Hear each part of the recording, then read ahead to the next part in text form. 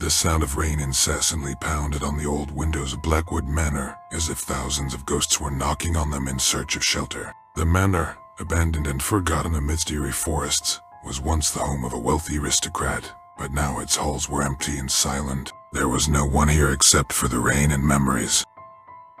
Elizabeth Morden had returned to her childhood home after many years of absence. Her childhood had been spent here, but after the disappearance of her parents, she had been forced to leave the manor and live with relatives.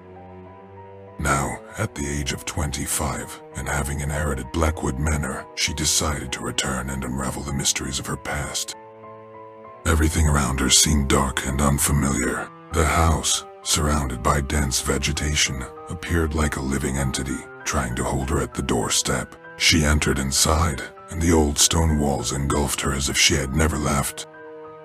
Inside the manor, it was dark, even though the day had just begun. Elizabeth tried to recall her childhood memories, but they seemed unreal and forgotten. She decided to start by exploring the library, a place where she had spent much of her time as a child, reading old books about the family history.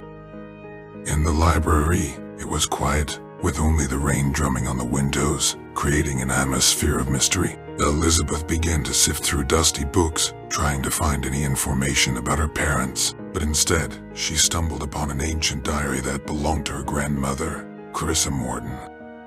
The diary was written years ago, and its pages had yellowed with time. Elizabeth started reading descriptions of life in Blackwood Manor, and what she discovered astonished her. Her grandmother wrote about strange phenomena and sounds in the house, about the secrets that the walls of the manor held. Her grandmother claimed that there was a curse within the house, and it haunted the Morden family from generation to generation. As Elizabeth read further, she became increasingly convinced that her return was not a coincidence. She felt that she had to unravel the mystery of Blackwood Manor and uncover the secret that connected her to her family as past. With each passing day, stranger events occurred in Blackwood Manor. Elizabeth heard footsteps in the corridors at night and saw ghosts flickering in the corners of rooms. She began to explore the house more thoroughly and discovered a hidden room in the basement, which had not been visited for many years. One day, after reading one of the incantations aloud, she felt a change in the room. The walls seemed to come alive, and the air was filled with the scent of decay and darkness. A low rumbling sound emerged from beneath the floor, as if something was awakening from the depths of the earth. Elizabeth realized that she was not alone in her struggle against the evil she had awakened. She tried to find answers and set out in search of information about her family as past. However, even the books and documents she found did not provide clear answers. She learned that her ancestors had always tried to hide some secrets, and with each fragment of history she uncovered, she realized that Blackwood Manor concealed many terrifying secrets.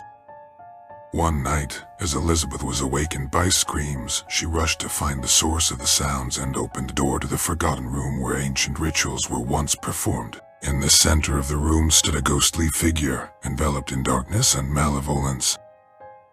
The figure uttered Elizabeth's name, and her name sounded like a curse. The evil was awakened, and it demanded retribution. Elizabeth was trapped inside Blackwood Manor, and she had to confront the dark forces she had awakened. Elizabeth understood that she was powerless to face the evil she had unleashed. She tried to find a way to contact someone from the outside world, but Blackwood Manor was isolated from the rest of the world. The phone did not work, and the road to the house was blocked by ravines and fallen trees, as if nature itself conspired to keep her trapped. The evil in Blackwood Manor grew more aggressive with each passing day, and Elizabeth felt that time was running out. She returned to studying her grandmother's diary and learned that to atone for the curse, a ritual of sacrifice was required. Elizabeth was desperate but determined. She decided to perform the ritual in an attempt to appease the evil she had awakened. She found the instructions in the diary and began to prepare.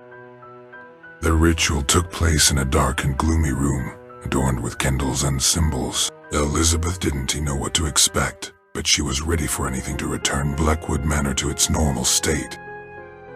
The ritual began, and Blackwood Manor resounded with unearthly sounds and light. Elizabeth could feel the dark forces trying to stop her, but she didn't give up. The symbols shone, and the darkness began to recede back into the earth.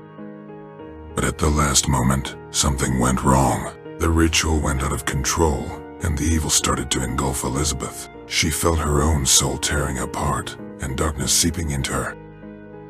In her darkest moment, when Elizabeth felt she could no longer resist, she heard the voices of her parents. They appeared before her as ghosts and helped her confront the evil.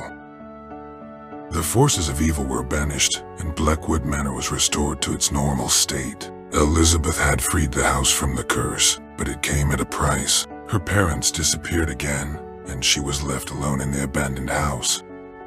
Blackwood Manor became quiet and peaceful after that night. Elizabeth chose to remain in it, preserving the memory of her family and what had transpired. She realized that some family secrets were best left forgotten, but she decided to stay in the manor, guarding it against the evil she had awakened.